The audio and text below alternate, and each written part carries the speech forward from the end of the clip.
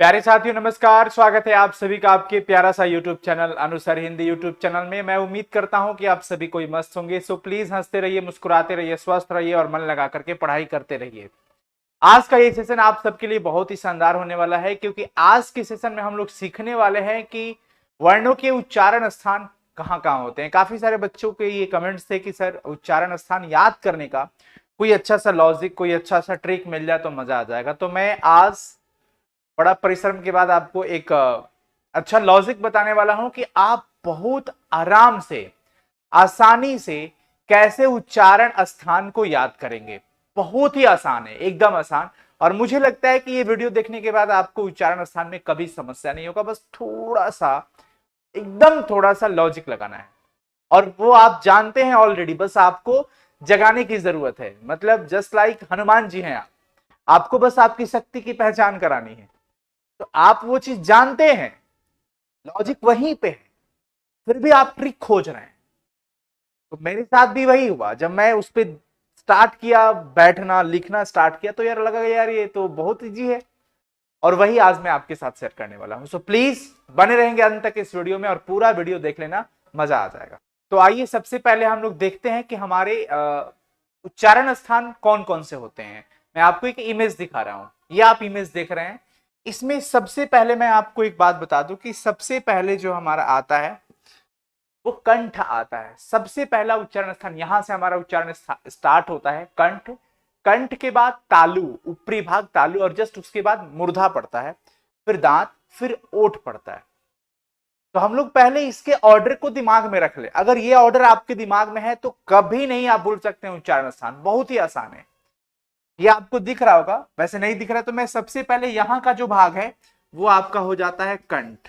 दिख रहा होगा ये क्या हो जाएगा? कंठ। सबसे पहला भाग कंठ के जस्ट ऊपर आते हैं, ऊपर तालु पड़ता है। क्या पड़ता है?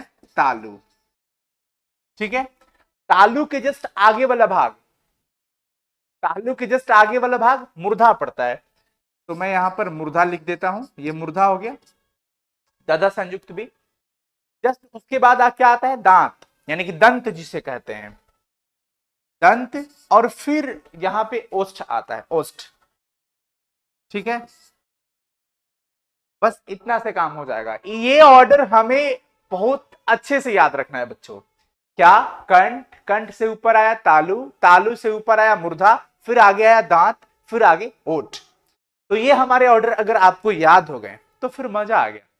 आगे चलते हैं, यही ऑर्डर काम आने वाले हैं, यही ऑर्डर काम आने वाले हैं। अब मैं आपको वो तरीका दिखा रहा हूं जिस तरीके से आप आसानी से उच्चारण स्थान को याद रख सकते हो। बहुत ही आसान, कभी नहीं भूल सकते हो।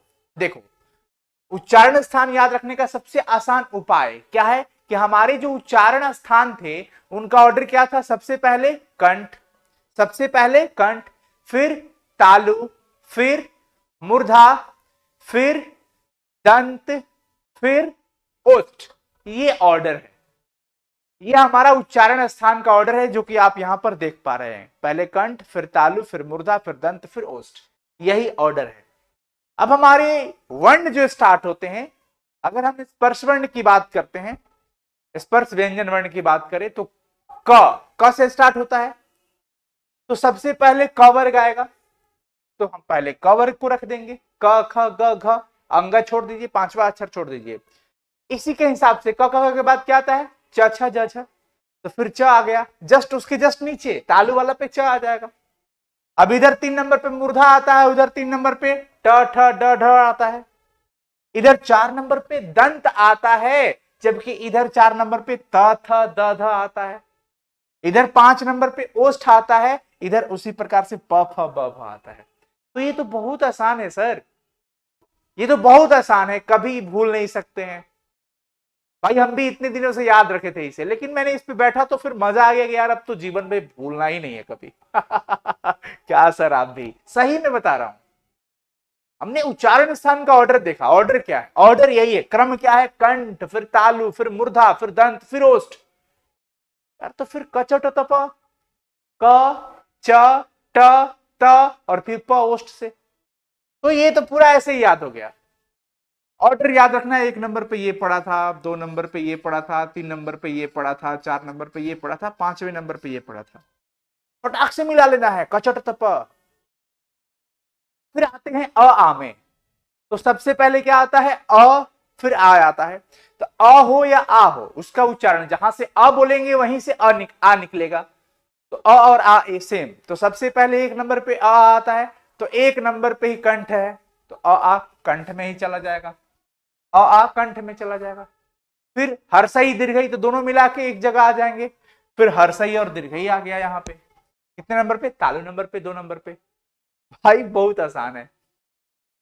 अ आ हर्षई दीर्घई, हर्षऊ दीर्घऊ, हर्षऊ दीर्घऊ। फिर री पड़ता है, तो पहले री देख लो, मुझे लगता है री आ जाएगा। तो री यहां पे आ जाएगा। ऊ वाला स्पेशली है, थोड़ा सा ध्यान रखना है। ऊ जब आप बोलते हो ना, ऊ, तो ओष्ठ की बात आती है, ओष्ठ। तो मुझे लगता है कि एक फैक्ट आपको यह भी ध्यान में रखना होगा कि आपको उच्चारण करके भी कुछ चीजों को समझना पड़ेगा प्रैक्टिकली। कुछ आपको बोल करके खुद अनुभव हो जाएगा कि यार ये तो सही में यहां से निकल रहा है। जैसे ता था दादा बोलो, दंत से पूरी उसका लगाव है। ओष्ठ से प, फ, ब, भ, ये पूरा का पूरा ओष्ठ से जा रहा है। समझ रहे हैं आप? यस। तो री का मूर्धा हो गया। ए, अगर हम ए की बात करें या ए की बात करें, तो बेसिकली ये है, आप अगर संधि विच्छेद जानते हैं, तो अ या आ के बाद हर सही दीर्घ ही आ जाए तो ए का निर्माण हो जाता है। आप समझते ही हैं। तो यहां पर अ और ई से मिलकर के ए बना। अ का उच्चारण स्थान क्या था, कंठ था, और ई का उच्चारण स्थान तालु था। तो कंठ और तालु। अ का उच्चारण स्थान क्या था, देखिए कंठ। ई का उच्चारण स्थान क्या था, तालु। इस प्रकार से ये कंठ प्लस तालु, कंठ तालु से बोले जाते हैं। अगर आपसे कोई पूछे कि ए और ए का उच्चारण स्थान क्या है, तो कंठ और तालु दोनों हो जाएगा, सिर्फ एक नहीं होगा। ए, कंठ और तालु दोनों से उनका उच्चारण स्थान होता है। तो ये क्लियर हो गया। फिर ओ, औ, ओ की अगर हम बात, इधर देख लो, ऊ वाला तो मैं बोला था ना, ऊ वाला ओष्ठ से ही होता है। ओ और औ देख लो, जैसे अ के बाद ऊ आया, तो अ क्या है भाई, अ का उच्चारण स्थान कंठ है, और ऊ का क्या है, ओष्ठ। तो कंठ धन ओष्ठ दोनों मिला करके होगा। तो ये कंठ प्लस ओष्ठ दोनों से होता है। इस प्रकार से ये कंठोष्ठ हो गया, ये कंठ तालु हो गया, ये कंठोष्ठ हो गया। तो ये याद करने के बहुत आसान तरीके हैं। तो फिर हम बात करते हैं पंचम अक्षर की, जो कचट तप के 5वें अक्षर है, उनका उच्चारण नासिका से होता है। नासिका बोले तो नाक से होता है। तो ये भी ध्यान रखना होगा कि उनका उच्चारण स्थान क्या होता है, नासिका। जैसे आ गया इसमें, इसका हो जाएगा अंग, अंग, य, अड़, न और म।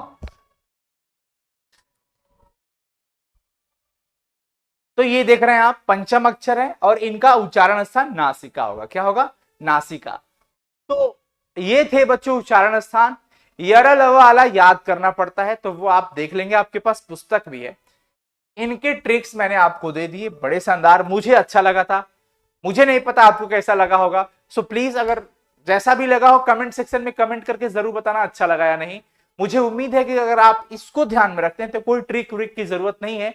आप बस ऑर्डर याद रखें उच्चारण स्थान का, उसके बाद वर्णों का ऑर्डर आपको पता है, क्रम पता है कि वर्ण किस आधार पर चल रहे हैं, तो आप आसानी से चीजों को समझ सकते हैं। बस थोड़ा सा ये लॉजिक है, और ये आप ऑलरेडी जानते थे, बस आपको एक बताने की जरूरत थी, जगाने की जरूरत थी।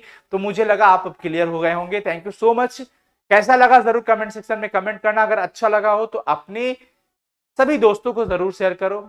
घर में आपके छोटे भाई बहन पढ़ रहे होंगे, उनको भी जरूर दिखाइए। ये ट्रिक बहुत आसान है और बहुत उपयोगी है, बहुत आसान है और बहुत उपयोगी है सबके लिए। Thank you so much.